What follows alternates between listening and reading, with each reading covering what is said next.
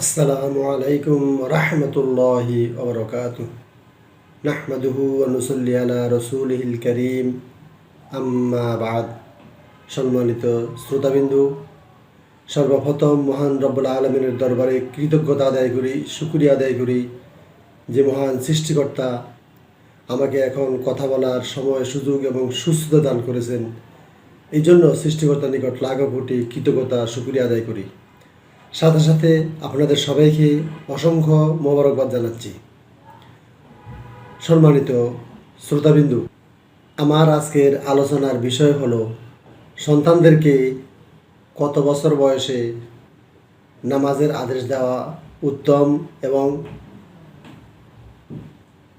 কোন সময়ে কত বছর বয়সে সন্তানদেরকে নামাজের জন্য প্রহার করার জন্য ইসলামে আদেশ দেওয়া হয়েছে। আসুন এই ব্যাপারে আমরা সামান্য আলোচনা শুনি। প্রিয় উপস্থিতি, সন্তান মহান রব্বুল আলামিনের পক্ষ থেকে মানুষের জন্য বড় নেয়ামত। পৃথিবীতে অনেক দম্পতি আছে যাদের কোনো ছেলে সন্তান নাই। অনেক দম্পতি আজকে বহু বছর বিবাহ হয়েছে, কারোর 5 বছর, কারোর 6 বছর, কারোর 10 বছর, কারোর 12 বছর, কারোর 15 বছর, এইভাবে অনেক বছর হয়ে গেছে বিবাহের বয়স, কিন্তু আজ পর্যন্ত সন্তানের মুখ দেখে নেই। কাজেই সন্তান এটা মহান আল্লাহ রাব্বুল আলামিনের পক্ষ থেকে বড় নেয়ামত, বড় নেয়ামত। কত বড় নেয়ামত যে যার সন্তান নাই সে বুঝে, সে বুঝতে পারে।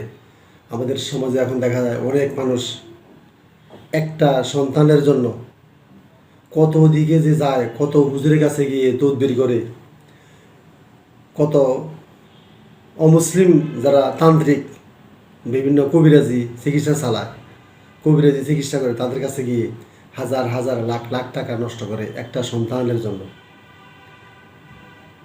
সন্তান মহান রব্বুল আলামিনের পক্ষ থেকে পিতামাতার জন্য নেয়ামত। যাকে আল্লাহ রাব্বুল আলামিন সন্তান দিয়েছে তাকে আল্লাহ রাব্বুল আলামিন কত বড় নেয়ামত যে দিয়েছে। যখন একটা মায়ের একটা সন্তান পৃথিবী থেকে চলে যায়, কত সন্তান গাড়ি অ্যাক্সিডেন্টে মারা যায়, পানিতে ডুবে মারা যায়, বিভিন্ন রোগে মারা যায়। এটা মারা যাওয়া সৃষ্টিকর্তার বিধান, মারা যাবে। কিন্তু মারা যাওয়ার পরে বাবা মার কলিজাটা যেন খান খান হয়ে যায় একটা সন্তানের মায়া, হৃদয় বিদারক, কত মায়া মহব্বত। আসুন সম্মানিত শ্রোতাবিন্দু, এই সন্তানকে যদি পরিস্ফুটভাবে আল্লাহ তাআলার পক্ষ থেকে যে বিধান আমাদের জন্য জমিনে পাঠিয়েছেন, ওই বিধান অনুযায়ী যদি আমরা পরিচালনা করতে পারি, তাহলে এই সন্তানের উসিলায় হয়তো আল্লাহ রাব্বুল আলামিন আপনাদেরকে, আমাদেরকে সবাইকে দুনিয়াও শান্তি দান করতে পারে এবং এই সন্তান কিয়ামতের ময়দানে আমাদের নাজাতের উসিলাও হতে পারে। সন্তানদেরকে ইসলামী আদব কায়দা নিয়মকানুন শেখানো প্রত্যেক বাবা মায়ের উপর ফরজ। সন্তানদেরকে কোরআন হাদিস শেখানো, ইসলামী আদব কায়দা তালিম দেওয়া বাবা মায়ের উপর ফরজ। আমাদের সমাজে অনেকে দেখা যায় ছোটো থাকতেই সন্তানদেরকে বিভিন্ন রকমের আজে বাজে জিনিস শেখায়। আমি আপনাদেরকে বলবো, সন্তানদেরকে সর্বপ্রথম একটা বাক্য শিখাবেন, সেই বাক্যটার নাম কি? আল্লাহ।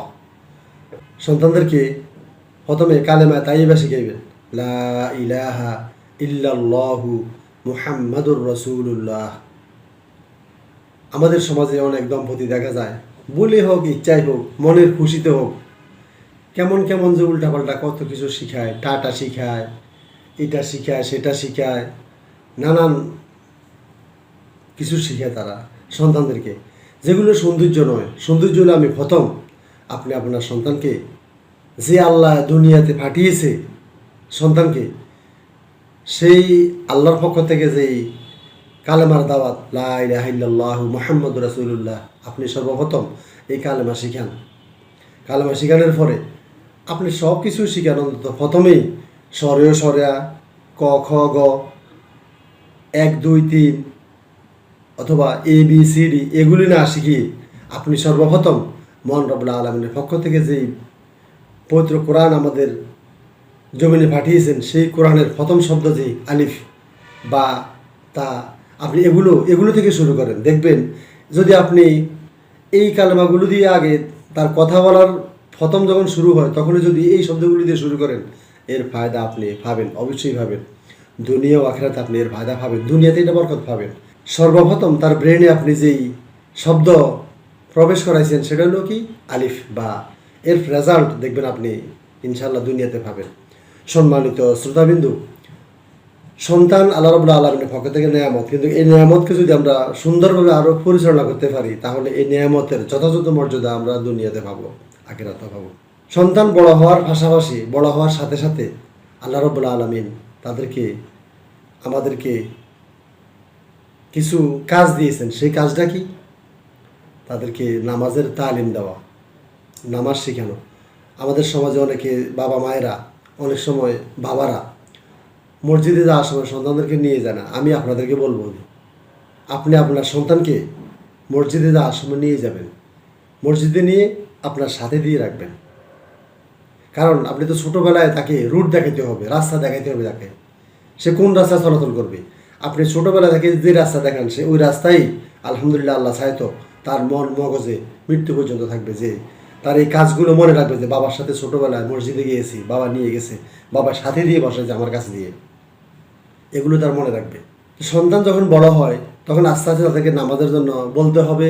এই বলাটা প্রত্যেক বাবা মার উপর ফরজ, বাবা এবং মায়ের উপর ফরজ। আমাদের সমাজে অনেকে দেখা যায় বাবা মাই নামাজ পড়ে না, সন্তান কিভাবে নামাজ পড়বে, সন্তান কিভাবে নামাজ শিখাবে? আসুন আপনি আপনার সন্তানকে ছোটো থাকতেই নামাজের তালিম দেন। যখন তার বয়স 7 বছর হয়, হাদিস শরীফে রাসূল কারীম সাল্লাল্লাহু আলাইহি সাল্লাম বলেছেন, হাদিসটি আবু দাউদ শরীফের 495 নম্বর হাদিস। আন আমর ইবনে শুআইব রাদিয়াল্লাহু তাআলা আনহু আন আবিহি আন জাদ্দিহি ক্বালা ক্বালা রাসূলুল্লাহি সাল্লাল্লাহু আলাইহি ওয়াসাল্লাম মুরু আওলাদাকুম বিস-সালাতি ওয়া হুম আবনাউ 7 সিনিন। রাসূল কারীম সাল্লাল্লাহু আলাইহি সাল্লাম বলেছেন, তোমরা তোমাদের সন্তানদেরকে নামাজের জন্য আদেশ দাও, নামাজের জন্য বলো যখন তাদের বয়স 7 বছর হয়। তার মানে 7 বছর যখন সন্তানের বয়স হয়ে গেছে তখনই তাকে আস্তে আস্তে নামাজের কথা বলতে হবে, আস্তে আস্তে সহনীয়ভাবে তালিম দিতে হবে, আস্তে আস্তে তালিম দিতে হবে। এই 7 থেকে 10 বছর পর্যন্ত বা 9 বছর পর্যন্ত তাকে নামাজের কথা বলতে হবে, আস্তে আস্তে তাকে নামাজ শিখাইতে হবে। নামাজ শিখানো প্রত্যেক বাবা মায়ের উপর ফরজ। আর নামাজ শিখানোর জন্য কোরআন পড়তে হয়, তাহলে কোরআনও ফরজ। একটা হাদিসে রাসূল কারীম সাল্লাল্লাহু আলাইহি সাল্লাম বলেছেন, খয়রুকুম মান তাআল্লামাল কুরআনা ওয়া আল্লামাহু। তোমাদের মধ্যে ওই ব্যক্তি উত্তম যে নিজে কোরআন শিখে এবং অপরকে শিখায়।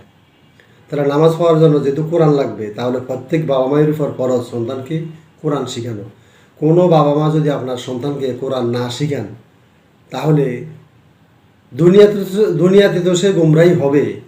কিয়ামতের ময়দানে যখন সে বলবে যে আমার বাবা মা আমাকে কখনো এগুলি শিখে নেই, তখন আল্লাহ রাব্বুল আলামিন অবশ্যই আপনাদেরকে ফাঁকা করবে। এই জন্য আল্লাহর আদালতে জবাবদিহি করতে হবে আপনার, কোন কারণে আপনি আপনার সন্তানকে কোরআন শিখান নাই। তাহলে হাদিসে কি বলা হয়েছে? মুরু আওলাদাকুম বিস-সালাতি ওয়া হুম আবনাউ 7 সিনিন। যখন তোমাদের সন্তানের বয়স 7 বছর হয় তখন তাদেরকে আস্তে আস্তে নামাজের জন্য বলো, বাবা নামাজ পড়তে আসো, মেয়ে হইলে আম্মু নামাজ পড়তে আসো, নামাজ পড়ো, যা নামাজ নেও, নামাজের জন্য উজু করো। আপনি আস্তে আস্তে তাদেরকে উজু শিখাইবেন, উজুর ফরজগুলো শিখাইবেন। যদি আপনি শিখাইতে না পারেন তাহলে বাসায় হুজুর রাখি শিখাইবেন। আর যদি মেয়ে হয় তাহলে বাসায় সুন্দর একজন ম্যাডাম রাখবেন, ম্যাডাম রাখি তাকে এগুলি শিখাইবেন। এগুলো শেখানো আপনার ফরজ। আর এই ফরজ যদি আপনি পালন না করেন তাহলে নামাজ না পড়লে যেমন গুনাহ হবে, ঠিক এগুলো পালন না করলেও তেমনই গুনাহ হবে। সন্তানদেরকে এগুলি শেখানো বাবা মায়ের উপর ফরজ। আপনি সব কিছু শেখানোর পরে সে যদি না মানে তাহলে অন্তত আপনি আল্লাহর আদালতে বলতে পারবেন যে রব্বুল আলামিন আমি তাকে শিখিয়েছি, তার পিছনে অনেক অর্থ আমি খরচ করেছি, তার জন্য অনেক টিচার রেখেছি, অনেক হুজুর রেখেছি, অনেক ম্যাডাম রেখেছি বাসায়, আমার সমস্ত চেষ্টা আমি শেষ করছি। আপনি চেষ্টা করেন, রহমত তো আল্লাহ রাব্বুল আলামিনের পক্ষ থেকে আসবে। রহমত এবং হেদায়েত সব আল্লাহর হাতে। আল্লাহ রহমত করলে হবে, আল্লাহ হেদায়েত দান করলে হবে। হেদায়েতও কোনো মানুষের হাতে নয় এবং রহমতও আমাদের হাতে নয়, মানুষের হাতে নয়। হেদায়েত এবং রহমত এই দুটো মহান আল্লাহ তাআলার পক্ষ থেকে আসবে। তারপরে কি বলা হয়েছে? অদ্রিবুহুম, সন্তানদেরকে প্রহার করো। আলাইহা অহম আবনাও আশে সিনিন, যখন তাদের বয়স 10 বছর হয়। তাহলে 7 বছর বয়স থেকে 9 বছর পর্যন্ত আস্তে আস্তে নামাজের জন্য বলবেন। আর 10 বছর পরের থেকে 10 বছরের উপর থেকে তাকে আস্তে আস্তে নামাজের জন্য প্রহার করতে হবে। আবার দেখেন হাদিসে বলা হয়েছে অদ্রিবুহুম, তাদেরকে মারো বা প্রহার করো। কিছু কিছু বাবা আছে আবার খুব মেজাজি, মাও আছে মেজাজি। নামাজের কথা একবার দুইবার বললে যদি সন্তান না শুনে ঠাস ঠাস ঠাস ঠাস করে কটা লাগাই দেয় মাথা বেড়ায়, তাহলে আবার এতে হিতে বিপরীত হবে, উল্টা হবে। ধৈর্য সহকারে হাদিসের ব্যাখ্যায় বলা হয়েছে প্রয়োজনে অদ্রিবুহুম আলাইহা, এবং তাদেরকে মারো প্রহার করো অহম আবনাও আশে সিনিন, যখন তাদের বয়স 10 বছর হয়। মারার মধ্যেও বিধান আছে, সিস্টেম আছে। আপনি একদম লাঠি দিয়ে এমন বাড়ি দিলেন তার কোমর ভাঙিয়ে ফেলেন বা হাত ভাঙিয়ে ফেলেন, সাবধান, খবরদার, এগুলো করা যাবে না। নামাজ পড়ার জন্য, কোরআন তেলাওয়াতের জন্য আপনি আপনার সন্তানকে এইভাবে মারধর করবেন, এটাও আবার ইসলাম অনুমোদন নয়। মারার ভিতরে ফোকায়ে কেরাম অনেক ব্যাখ্যা এবং অনেক মাসালা আছে। এখানে মারার ব্যাত কতটুকু হবে, মারার লাঠি কতটুকু হবে, যদি প্রয়োজন হয় তাহলে মারবেন সহনীয়, একদম সহনীয়, ছোট্ট একটা লাঠি নিয়ে, এতটুকু, আমাদের কলমের মতো। এই যে কলম, এই কলমের মতো বা তার থেকে একটু সামান্য একটু বড় লাঠি নিয়ে আস্তে আস্তে তার হাতে বা পিঠে বা হাতের তালুতে আস্তে দু একটা বেত লাগালেন তাকে ভয় দেখানোর জন্য। অথবা বড় একটা লাঠি আপনি বাসায় রাখলেন যে তোমাকে নামাজ না পড়লে আমি প্রহার করে মারবো। আসলে কিন্তু মনে মনে মারার ইচ্ছা রাখবেন না, মারার আগ্রহ রাখবেন না, কারণ মায়ের দ্বারা সব কিছু হবে না। মোটিভেশন করে, সুন্দর কথা দ্বারা সন্তানকে আদর করে স্নেহ দিয়ে আপনি যদি মানাতে পারেন, এটি হবে বেস্ট আপনার জন্য। মারামারি করা পছন্দ, মারামারি করা ভালো না, মারামারির দিকে আমরা যাবো না। যদিও হাদিসে অদ্রিবুহুম বলা হয়েছে, এখানে অদ্রিবু দ্বারা অনেক ব্যাখ্যা করা হয়েছে। অদ্রিবুহুম আলাইহা অহম আপনাও আশে সিনিন, যখন আপনার সন্তানের বয়স বা আমার সন্তানের বয়স 10 বছর হয়, তখন তাদেরকে নামাজ না পড়লে আস্তে আস্তে প্রহার করো।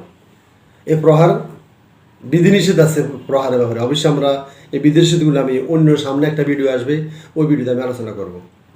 তারপরে আল্লাহ রাব্বুল আলামিন রাসূল কারীম সাল্লাল্লাহু আলাইহি ওয়াসাল্লামের মাধ্যমে কি বললেন, অফার রেকু বাইনাহুম ফিল মাদাজে, এবং সন্তানদের সাথে তোমাদের বিছানা আলাদা করে ফেলো।